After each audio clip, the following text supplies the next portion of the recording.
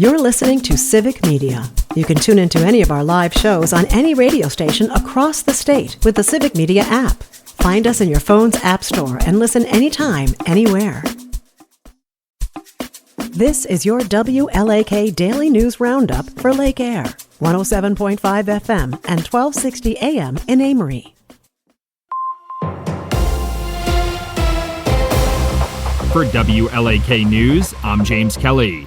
The St. Croix Valley Business Innovation Center has announced new grant funding available for businesses in St. Croix, Polk, and Pierce counties. The organization recently received a $100,000 grant from the Wisconsin Economic Development Corporation, which it intends to distribute as microgrants to area businesses. The microgrants aim to help those businesses connect with vital resources and give them a financial boost to grow their operations. Individual businesses could receive up to $9,000 of the microgrant funding.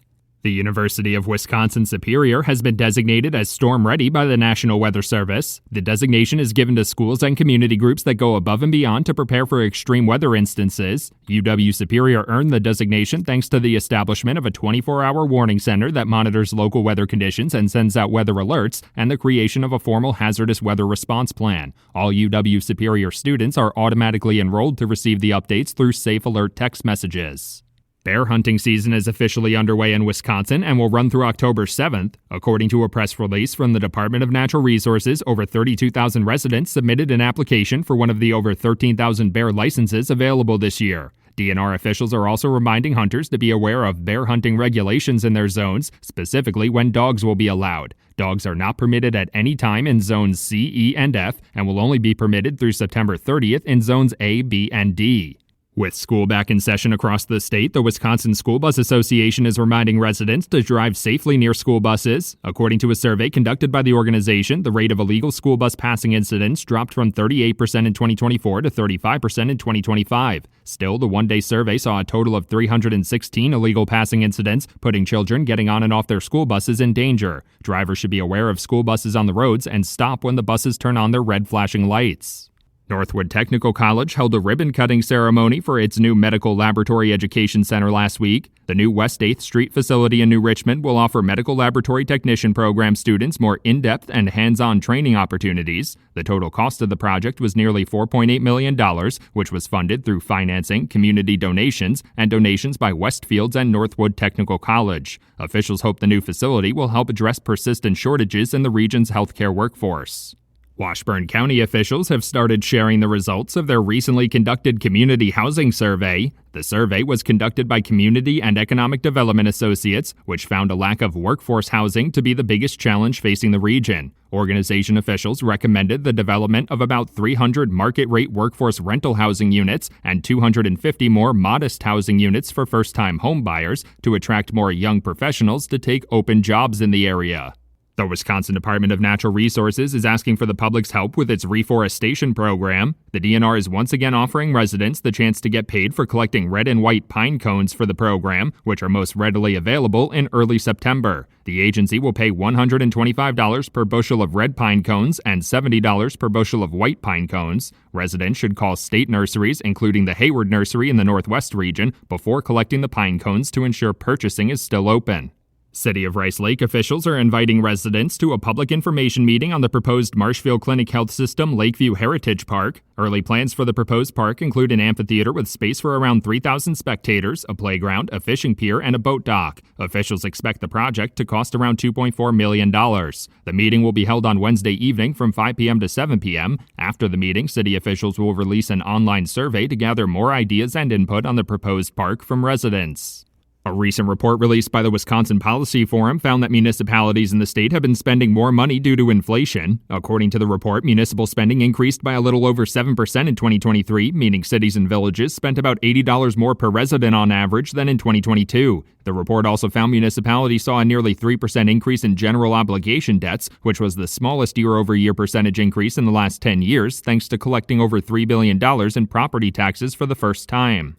Attorney General Josh Kaul has announced Wisconsin is joining another multi-state lawsuit against actions taken by the Trump administration. The new lawsuit seeks to block the Department of Health and Human Services and Department of Homeland Security from using or sharing state Medicaid data. The multi-state coalition is asking the court to bar the transfer of protected healthcare information by federal agencies for the purpose of immigration enforcement or surveillance, arguing the disclosure violates long-standing confidentiality protections. For WLAK News, I'm James Kelly. Who's at quarterback? Hi, I'm Mike Clemens with sports. College football. The Wisconsin Badgers host the Middle Tennessee State Blue Raiders Saturday afternoon at 3 o'clock. Will Danny O'Neal start at quarterback for Wisconsin, or is Billy Edwards ready after suffering a sprained knee last week? Luke Fickell. Don't believe that Billy will be playing. He didn't practice. So obviously Danny would be the guy we would go with, and Hunter would be the backup, and we would just proceed from there. NFL, the Packers at practice today. They host the Lions Sunday at 3:25. The Brewers play the Phillies tonight, game 2 of their 3-game series. Pat Murphy reviewed Monday's 10-8 loss to Philadelphia. You know, they got some of the best players in the game on the team, and they did a great job of exploiting us by getting the leadoff guy on base. You can attribute it to a lot of things, but you got to execute, and you can't give up free bases. But the credit goes to the Phillies for their relentless offense, and they did what they had to do. That's Brewers manager Pat Murphy. With sports, I'm Mike Clemens.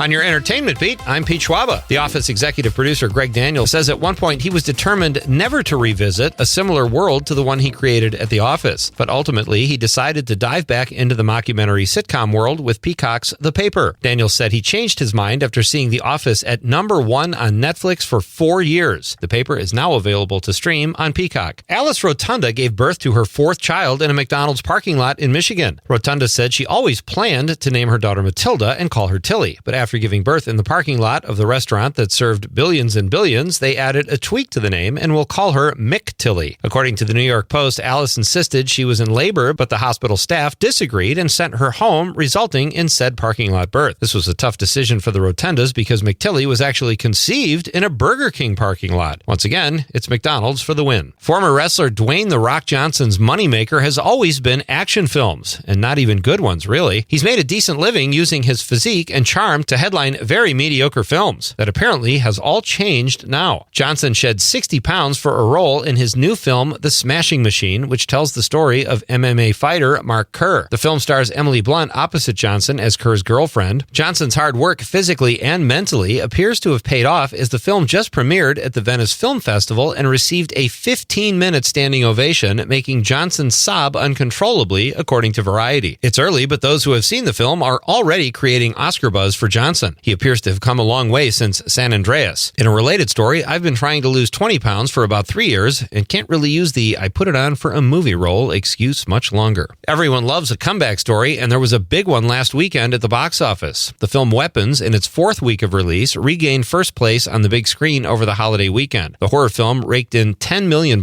bringing its box office total in theaters to $132 million. Jaws, which was first released in theaters in 1975, hit the big screen again last weekend in honor of the big anniversary and pulled in over $8 million. Not a bad haul for what is considered by many the greatest summer blockbuster film of all time. In 3rd place was new release Caught Stealing, starring Austin Butler and Zoe Kravitz, which pulled in just under $8 million. Rounding out the top 5, Freakier Friday, in its 4th week of release, came in at $6.6 million, and in 5th place was the Benedict Cumberbatch Olivia Williams The Roses at $6 million. Last weekend put closure on the 2025 summer box office. For more showbiz fun, tune in to Nightlight with me, Pete Schwaba, weeknights from 6 to 8 p.m. on the Civic Media Radio Network. A few isolated showers or a thunderstorm today. Otherwise, it is going to be mostly cloudy with a high in the low to mid-60s this afternoon. So quite a bit cooler here today. Tonight, partly cloudy. We're going to drop to the upper 30s to near 40. Tomorrow, partly cloudy with a high right around 60. I'm meteorologist Sean Cable. Outside now, it's 53.